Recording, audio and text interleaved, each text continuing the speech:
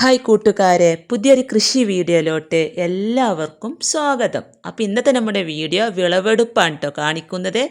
ഞാനിവിടെ ടെറസിലുണ്ടാക്കിയ കുറച്ച് പച്ചക്കറിയുടെ വിളവെടുപ്പാണ് കാണിക്കുന്നത്. അപ്പോൾ ആദ്യം തന്നെ കുറച്ച് പാവക്ക പാകമായി നിൽക്കുന്നുണ്ട്.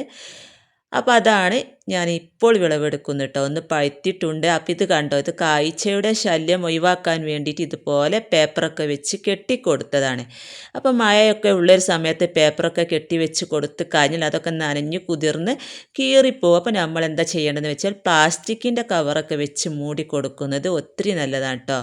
അതുപോലെ തന്നെ ഈ ഒരു ഭാഗത്ത് കുറച്ച് ബേബി പടവലം ഉണ്ട് കേട്ടോ. അപ്പോൾ എല്ലാം ഒരു പന്തലിൽ തന്നെ കയറ്റി വിട്ടതാണ്. പാവക്കയും അതുപോലെ തന്നെ പടവലവും പിന്നെ കോവക്ക അതൊക്കെ ഒരു ഭാഗത്താണ്. അപ്പോൾ ഇത് കണ്ട് ഈ ഒരു ഭാഗത്ത് കുറച്ച് ബജിമുളക് വിളവെടുക്കാനായതുണ്ട്. അപ്പോൾ അതും കൂടെ എടുത്തിട്ടുണ്ട്.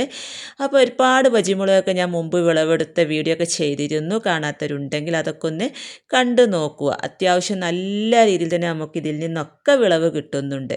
ഞാനിവിടെ ടെറസിൽ ഗ്രോ ബാഗിലാണ് ഇതൊക്കെ കൃഷി ചെയ്യുന്നത്. വഴുതനയുടെ പല വെറൈറ്റിയാണ് കേട്ടോ ഞാനിവിടെ നട്ടുപിടിപ്പിച്ചിരുന്നത്. എല്ലാത്തിൽ നിന്നും എനിക്ക് ഇഷ്ടം പോലെ വിളവ് കിട്ടാറുണ്ട്.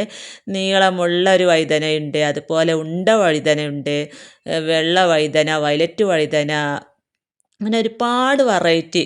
നല്ല ഭംഗിയായിട്ട് ഇതൊക്കെ കാണാനായിട്ട്. അപ്പോൾ ഇതിൽ നിന്നൊക്കെ ഒരുപാട് തവണയാണ് വിളവെടുത്തത്. ഞാനിവിടെ ജൈവവളം മാത്രം ഉപയോഗിച്ചാണ് ഇതൊക്കെ കൃഷി ചെയ്യുന്നത്. അതായത് ഗ്രോ ബാഗ് നിറക്കുമ്പോൾ മുക്കാൽ ഭാഗത്തോളം ഉണങ്ങിയ കരിയിലകളൊക്കെ നിറച്ചതിന് ശേഷം ട്രീറ്റ് ചെയ്ത മണ്ണ്, അതായത് കുമ്മായമൊക്കെ ഇട്ട് ട്രീറ്റ് ചെയ്ത് ഒരു 12 ദിവസം കഴിഞ്ഞതിന് ശേഷം അതിലോട്ട് ചാണകപ്പൊടി, എല്ലുപൊടി, വേപ്പിൻ പിണ്ണാക്കൊക്കെ ചേർത്ത് മിക്സ് ആക്കിയതിന് ശേഷമാണ് ഈ തൈകളൊക്കെ നട്ട് കൊടുക്കാറ്. കൂടുതലും മണ്ണിൻ്റെ അളവ് കുറച്ച് ഉണങ്ങിയ കരിയെല്ലാം നിറച്ചിട്ടാണ് ഞാൻ പൊട്ടി മിക്സ് നിറക്കാറ്. നല്ല രീതിയിൽ തന്നെ എനിക്ക് അതിൽ നിന്ന് വിളവും കിട്ടുന്നുണ്ട്. അപ്പോൾ ഇത് കണ്ടോ, ഇത്രയും ഇന്ന് ഞാൻ വിളവെടുത്ത്. ഇതുപോലെ എനിക്ക് 2-3 ദിവസം കൂടുമ്പോൾ ഓരോ നിറയെ വിളവ് കിട്ടാറുണ്ട്. അപ്പോൾ എല്ലാവരും കൃഷി ചെയ്യുക. നമ്മുടെ വീട്ടിലേക്ക് ആവശ്യമുള്ളതായ പച്ചക്കറികൾ നമുക്ക് വീട്ടിൽ തന്നെ ഉണ്ടാക്കിയെടുക്കാം.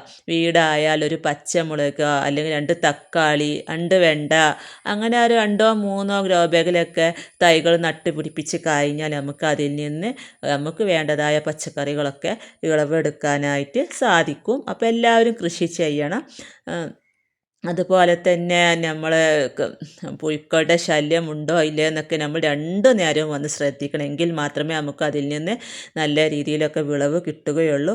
ഓരോ വിളവെടുപ്പ് കഴിഞ്ഞതിന് ശേഷവും കമ്പൊക്കെ ഒന്ന് പ്രൂൺ ചെയ്ത് കൊടുത്താൽ അതിൽ നിന്ന് വീണ്ടും വീണ്ടും പുതിയ തളിർപ്പുകളൊക്കെ വന്ന് ഇഷ്ടം പോലെ പൂക്കളും കായ്കളും ഒക്കെ ഉണ്ടാകുന്ന വീഡിയോ ഇഷ്ടമായ ലൈക്ക് ചെയ്യാൻ മറക്കരുത്.